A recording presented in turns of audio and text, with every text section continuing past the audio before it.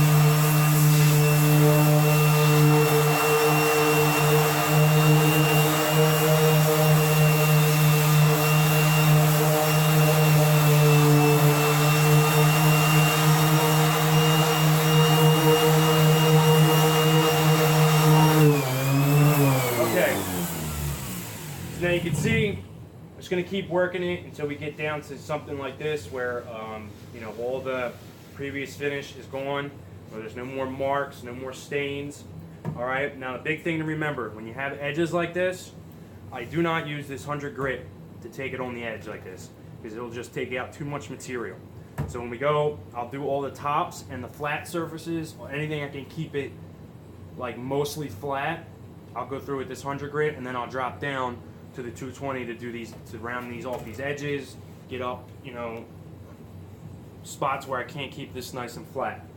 So magic of editing, we'll come back and we'll have a lot more of this work done. Okay, so we're back. Now, I went through all pretty much what I could with the orbital with the 100 grit and also 100 grit regular paper.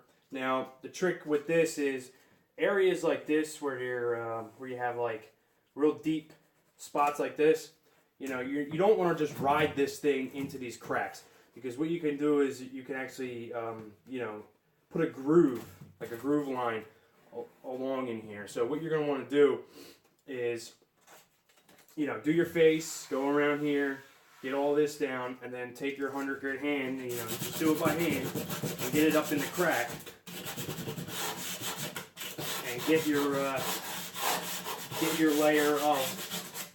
layer of clear coat or color or whatever you have on there off. So I went through all the flat surfaces. So we got the top here. Now all I have left is these edges. Okay, I got these like fine edges, these roundovers. All the roundovers need to be done now. Like I said, I'm going to use the orbital with 220 grit now. I'm done with the 100 grit. Now also, the other thing is, if the inside is totally up to you whether you want to do it or not. If you want the inside to match. For me personally, it doesn't bother me. Once I close the door, I want it to look good, you know, when you look at it from all around sides. Bottom too, if you want to do the bottom, these bottom edges, up to you as well. I don't do the bottom. I just do, like I said, my face, sides, back, top, all the visible areas that you're going to see.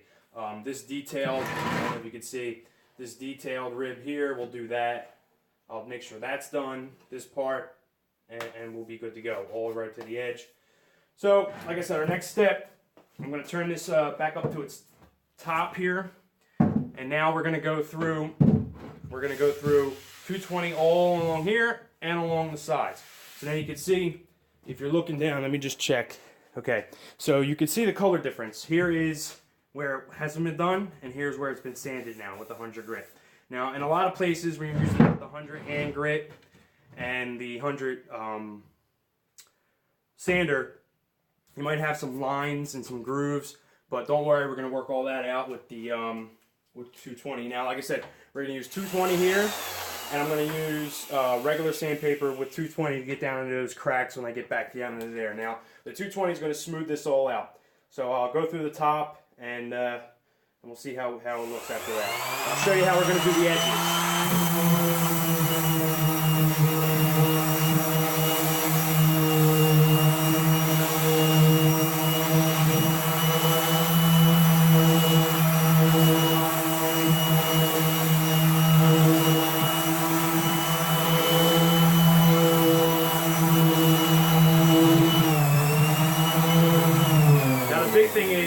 You'll be able to feel the difference immediately. You do on the part with 100, and then when you just do it with the 220, you'll feel the difference. So you want to use your hand, get to know what that feels like, so you know where you've been and where you haven't been.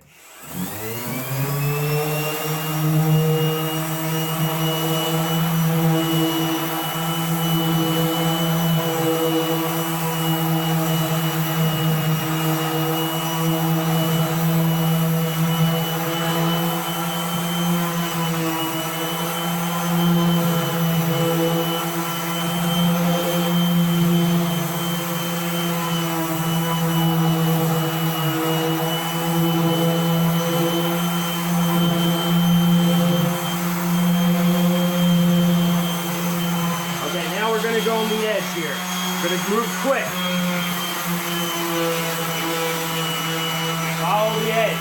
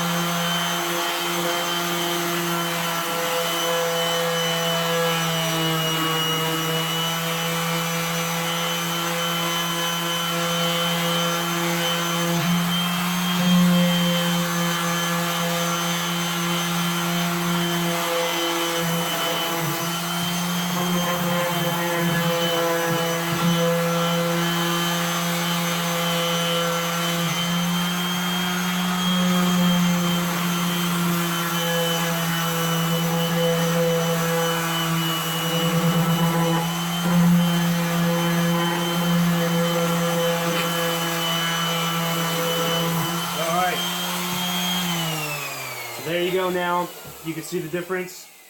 Now where it's all been sanded, let me get the rest of this.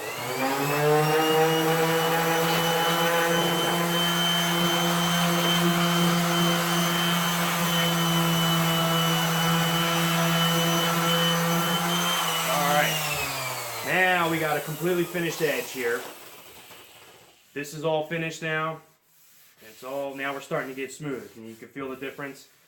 So now once we go over this with the 320, now we're going to be killing it. We're going to have a super smooth, super soft, super ready to go piece. All right, I'm going to continue on, and we'll check back on the process in a little bit. Okay, here we are. Now, I have this pretty much all sanded now. Everywhere I want to sand, I got it done, and nice and smooth with the 220. Now 320. Okay, now we're down to the 320 grit. Now you're not going to see a whole lot of change when you're using this, but it's just going to make it just a little bit smoother, take off the last little bit of any kind of roughness you got, and this is also what you're going to use in between your stain and urethane coats, okay? It's going to, just help you get that super smooth, glassy finish that you see from, manufactured furniture. So, like I've been saying, this isn't like by any means like the way you have to do it. This is the way I do it in my house for myself, just the quickest way that I've found that works well. When we go through the sanding process, I'll show you a coffee table that I did. This end table, again, U.S. made, and the coffee table I got for $50. It cost me $37 for stain and a couple things. Plus I had, not counting the tools, sandpaper stuff. So under $100, and I got two really nice pieces that I put, my hard work into. But anyway, so what we're going to do now is we're going to take this little, I take small pieces. And we're just going to go again with the grain. That's the biggest thing. With the grain. Everything's with the grain. And this is going to be a more quicker process.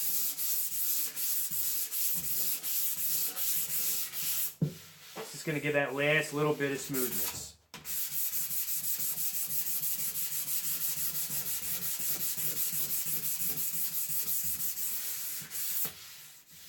And now, once you start feeling, this wood, it's just going to be so soft and smooth and clean, and you're just going to be, it's going to help you get a better finish.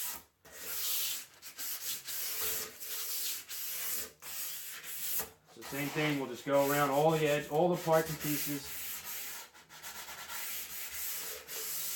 This is going to help you take out any kind of sanding paper lines. All right.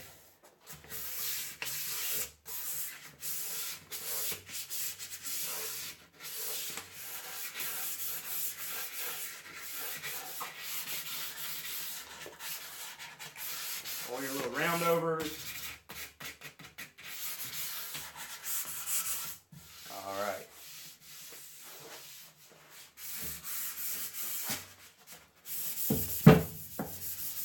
All right, so you get the point. I'm again go through all this, and then we're going to move on to, I'll do the door as well. Then we're going to move on to staining. All right, staining, is another process for staining, depending on what product you get. But you get the point. If you take, make sure it's solid wood, and you follow what I just did, and you take your time. That's the biggest thing. Take your time. Don't rush it. Take your time, and you'll get it to come out pretty darn good. So far I'm pretty happy with this, and we're gonna keep on moving. And stay tuned for part 3. We'll talk about staining and how to finish it up. All right. Thanks for watching.